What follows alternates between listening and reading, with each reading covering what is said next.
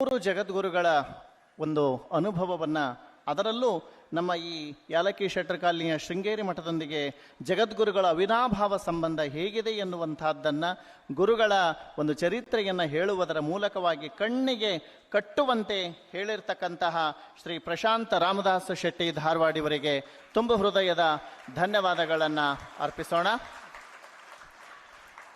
ಆತ್ಮೀಯರೇ, ಇದುವರೆಗೂ ಹೇಳಿರ್ತಕ್ಕಂಥ ಒಂದೇ ವಿಚಾರ ಏನು ಅಂದರೆ, ಶೃಂಗೇರಿಯ ಶಾರದಾ ಪೀಠ ವ್ಯಾಖ್ಯಾನ ಸಿಂಹಾಸನವೆಂದು, ಇಲ್ಲಿನ ಜಗದ್ಗುರುಗಳು ವ್ಯಾಖ್ಯಾನ ಸಿಂಹಾಸನದ ಅಧಿಪತಿಗಳೆಂದು ಸ್ವತಃ ಶ್ರೀ ಶಾರದಾ ಮಾತೆಯೇ ಜಗದ್ಗುರುಗಳ ರೂಪದಲ್ಲಿ ಈ ಪೀಠವನ್ನು ಮುನ್ನಡೆಸುತ್ತಾಳೆ ಎನ್ನುವಂತಹ ನಂಬಿಕೆ ಇಂದಿಗೂ ಕೂಡ ಇದೆ. ಅಂದರೆ ಸಾಕ್ಷಾತ್ ಶಾರದೆಯೇ ಜಗದ್ಗುರುಗಳ ರೂಪದಲ್ಲಿ ಈ ಪೀಠವನ್ನು ಮುನ್ನಡೆಸುತ್ತಾಳೆ ಅನ್ನುವಂತಹ ನಂಬಿಕೆ ಇಂದಿಗೂ ಕೂಡ ಒಂದು ಜನರ ನಂಬಿಕೆಯಾಗಿದೆ. ಒಂದೇ ಮಾತು ಹೇಳೋದಂದರೆ,